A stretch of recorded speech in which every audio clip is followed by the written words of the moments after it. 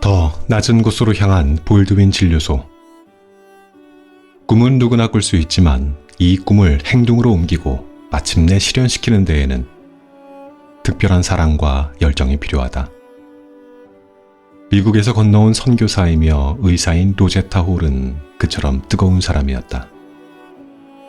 나는 낮에 마음껏 돌아다닐 수 없는 여성들을 위해 저녁에도 진료실의 문을 열고 싶다. 그리고 사대문 바깥의 도시에 또 다른 진료소를 개설하고 싶다. 동대문에 있는 볼드윈 예배당과 연계된 새 진료소는 이렇게 이 땅의 낮은 여성들을 위해 문을 열게 됐다. 방금 동대문에서 돌아왔다. 이달 15일부터 그곳에서 의료 사역을 시작했다. 매주 화요일과 금요일에 그곳에 간다. 아직 사람들에게 잘 알려지지도 않았고 목수들이 건물에서 작업을 하고 있기 때문에 일이 그리 많지 않다. 하지만 그 지역 사역을 위해 좋은 장소이며 틀림없이 성장할 것이다. 이런 로제타 홀의 생각은 적중했다. 병든 사람들은 정동에 있는 보근여관보다 동대문에 자리한 볼드윈 진료소를 더 쉽게 찾아왔다. 훗날 보근여관은 동대문에 새로 지은 릴리안 해리스 기념병원으로 통합되는데 그만큼 동대문의 입지는 진정 착한 사마리아 병원으로 적절했던 것이다.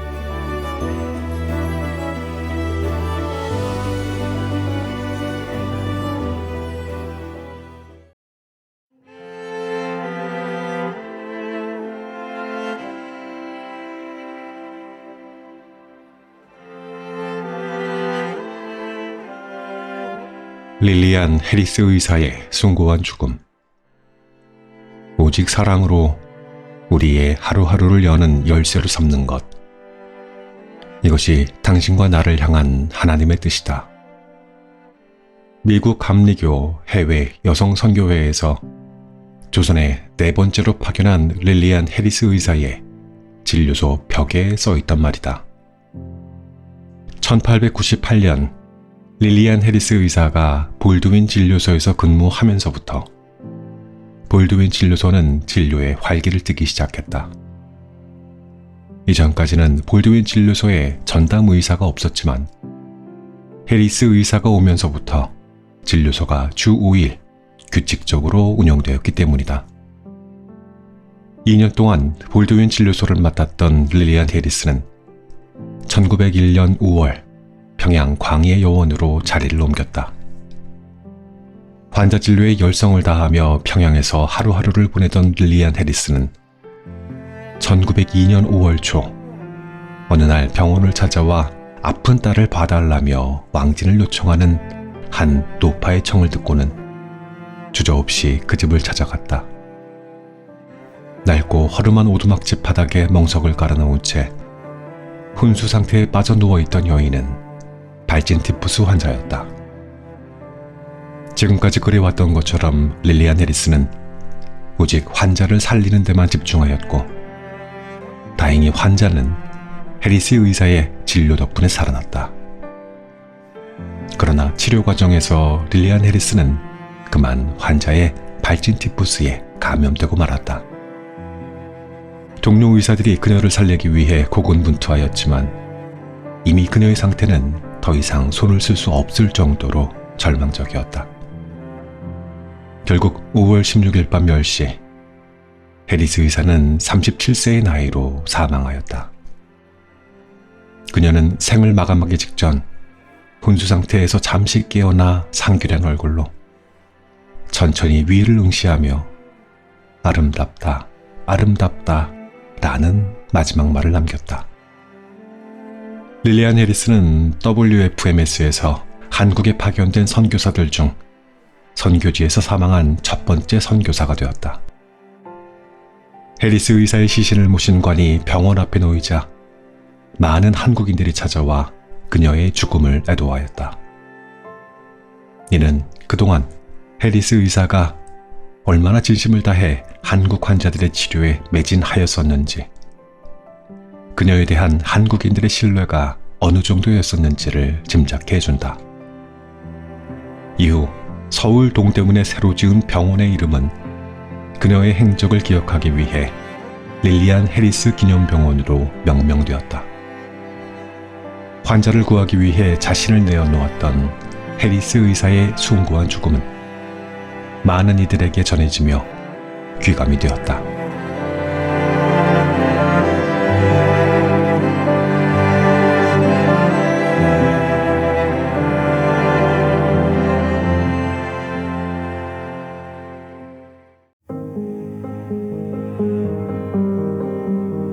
동대문의 시대를 본격적으로 열다. 조선에서는 집에서 사람이 죽는 것을 매우 재수없는 일로 여깁니다. 그래서 노비들이 죽을 병에 걸리거나 치명적인 전염병에 감염되면 조막집에 혼자 살도록 방치하거나 허름한 거처도 없이 도성 밖으로 버려집니다.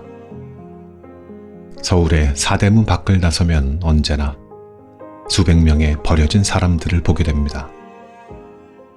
그들에게는 항상 의식주와 의료 혜택이 필요합니다. 가난하고 병든 이들을 외면할 수 없었던 에마 언스버그 의사의 바람대로 1908년 릴리안 해리스 기념병원이 공사에 들어가 1912년에 완성됐다. 릴리안 해리스 기념병원은 100여 년 전 의료기관이라는 게 믿기지 않을 정도로 체계적이었다. 내부는 일반 병동, 외국인 병동, 이동 병동, 약제실, 진료 및 치료실, 회복실, 세탁실 등으로 나뉘어져 있을 정도였다. 첫 원장을 맡은 메리 스튜어트는 1912년 이 같은 기록을 남겼다.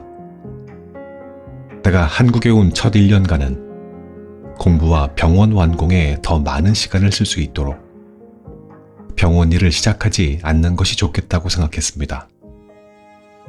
그러나 아픈 환자들을 보고 돕지 않을 의사는 없지 않겠습니까? 동대문 교회의 많은 신도들 중에는 병에 걸려 도와달라고 하는 이들이 항상 있습니다. 그들을 위해 아무것도 하지 않는 것은 일할 시간을 내는 것보다 더 어렵습니다. 병든 이들을 외면할 수 없었던 메리 스튜어트 원장은 1시간에 20명도 넘는 외래 환자를 14시간 이상 진료했다. 잠시 틈이 나면 회계 처리 등 병원 운영 업무에도 애를 썼다. 그리고 시간은 하나님의 선물이라는 기도와 함께 감사하는 마음으로 하루를 마무리했다. 이 병원을 사람들이 쉽게 알아볼 수 있었던 것은 단지 언덕 위에 위치하고 있어서만은 아니었다. 늦은 밤까지도 전등이 꺼지지 않기로 유명한 이 병원은 가난하고 아픈 이들에게는 그 불빛과도 같은 희망이었다.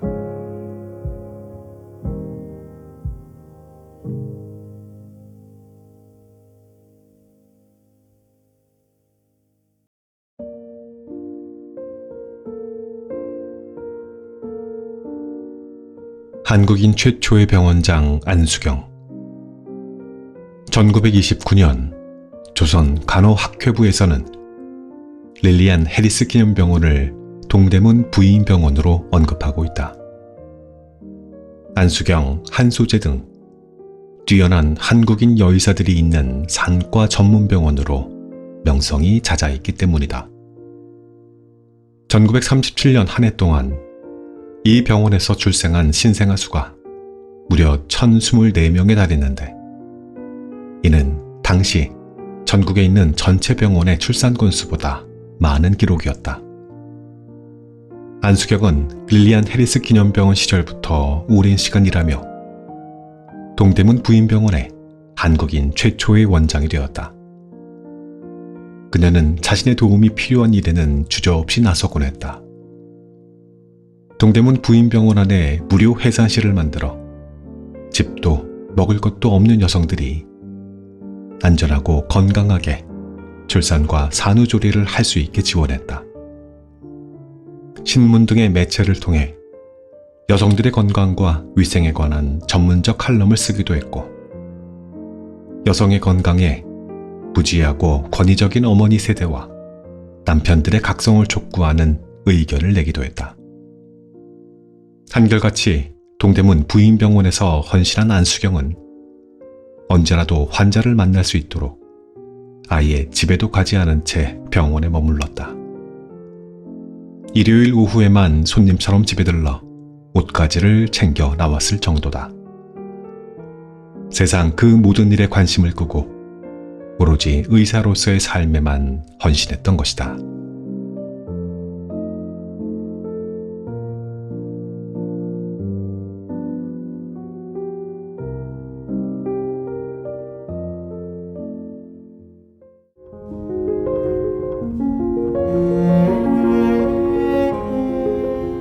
마음이 따뜻한 참의사 현덕신. 1920년대 동대문 부인병원에서 소아과 의사로 일했던 현덕신은 이화학당 중등과를 졸업한 후 로제타 홀의 권유로 일본 동경여자 의학전문학교의 유학가, 조창기 한국인 졸업생이 되었다. 경제적 어려움, 문화적 차이 등 유학생활이 녹록지 않았지만 현덕신은 한 발 더 나아가 조선의 독립을 염두에 두었다. 계몽 강연 등을 하며 일본 유학생들에게 독립운동에 대한 활력을 불어넣었다. 이후 동대문 병원에 근무할 때에는 근우의 설립에 참여해 항일 구국운동과 여성의 지위 향상 운동에 앞장섰다. 여성들에게 새로운 지식을 알려주고 나쁜 관습은 깨뜨리라고 독려했다. 특히 현덕신은 가난해서 더 아플 수밖에 없는 아이들을 보며 가슴 아파했다. 단칸방에서 이불을 제대로 못 덮고 자는 탓에 감기에 걸리거나 돈 때문에 제때 병원에 못 가 큰 병에 걸린다면서 돈 있는 사람이나 없는 사람이나 평등하게 치료를 받을 수 있어야 한다고 주장했다. 그래서 동대문 부인병원이 가난하고 아픈 환자들에게 무료 진료를 해준다는 사실을 더 열심히 알렸다. 그녀의 묘비명에 새겨진 글은 참된 의사이며 아름다운 사람이었던 현덕신의 삶을 그대로 대변하고 있다. 여성을 위한 횃불, 한 지사의 슬기로운 아내, 한 아들의 알뜰한 어머니, 그리고 나라의 딸들을 길러 겸허한 삶을 다하였다.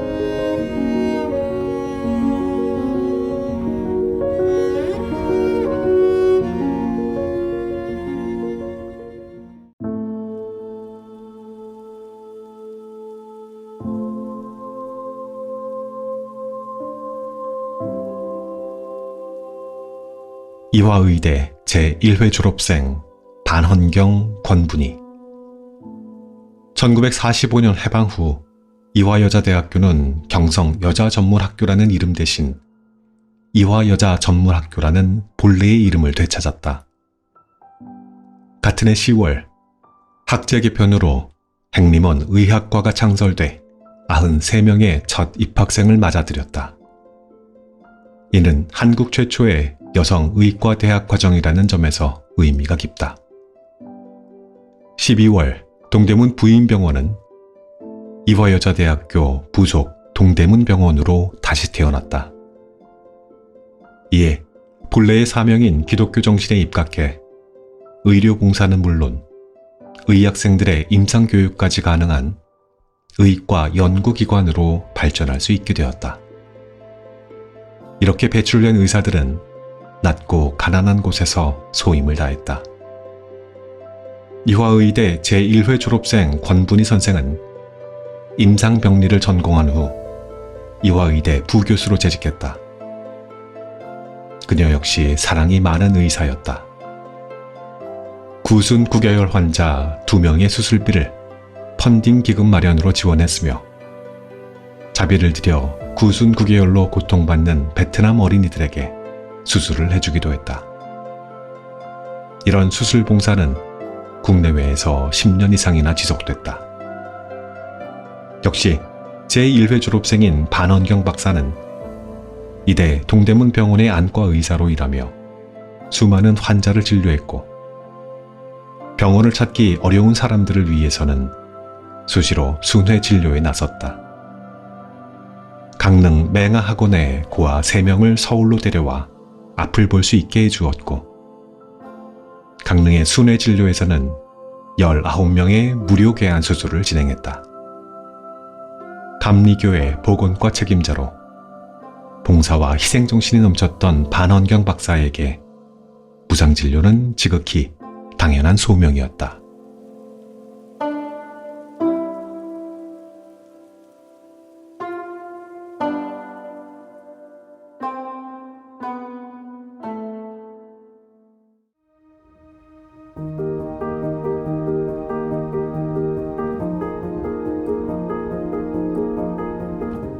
공중보건, 모자보건 사업에 헌신한 한신광과 이금전. 일제강점기 동대문 부인병원은 태화여자관 안의 태화진찰소, 동대문 부인병원 안의 경성 타가소 운영을 통해 공중보건 위생과 영유아 복지사업에 큰 공헌을 하였다. 동대문 부인병원 간호원 양성학교를 1923년 졸업한 한신광은 산파 면허시험에 합격한 후 이듬해 1월 태화여자관에 생긴 태화진찰소에서 일하기 시작했다. 진찰소에는 동대문 부인병원의 로제타 셔우드 홀 의사와 또 다른 한 명의 의사, 간호원장 엘마 로젠버거, 그리고 한신광이 일하고 있었다. 한신광은 로제버거 간호사와 함께 모자보건, 공중보건 사업을 시작했다. 일반 가정에서 해산 요청이 오면 빈부귀천을 막론하고 달려가 해산을 도왔으며 집집마다 가정 방문을 해서 엄마와 아이들에게 공중위생, 육아법, 우유 만드는 법을 가르쳤다. 또 한 달에 한 번씩 어린아이들의 체중을 달아보고 약한 아이들에게는 약을 무료로 주면서 건강법을 가르쳤다. 이화여자 전문대학교와 세브란스 병원 간호원 양성학교를 졸업한 이금전 간호사도 태화진찰소에서 첫 사회생활에 발을 내딛었다. 그리고 얼마 후 캐나다로 유학을 떠나 토론토 대학교에서 한국 여성 최초로 공중보건학 학위를 받고 돌아와 다시 태화여자관 진찰소로 복귀하였다. 그리고 로젠버거 간호사와 함께 경성 타가소 건설을 주도하여 1936년 12월 문을 열었다. 당시 경성 타가소는 서울 유일의 타가소로 최신 설비를 갖추고 영유아의 위탁 보호와 주관 보호라는 신개념 사업으로 큰 주목을 받았다. 위생과 청결이라는 개념이 희박했던 시기, 한신광과 이금전의 활동은 올바른 육아법 보급과 청결한 육아 환경 조성 및 영유아 사망률 감소에 적지 않은 기여를 하였다.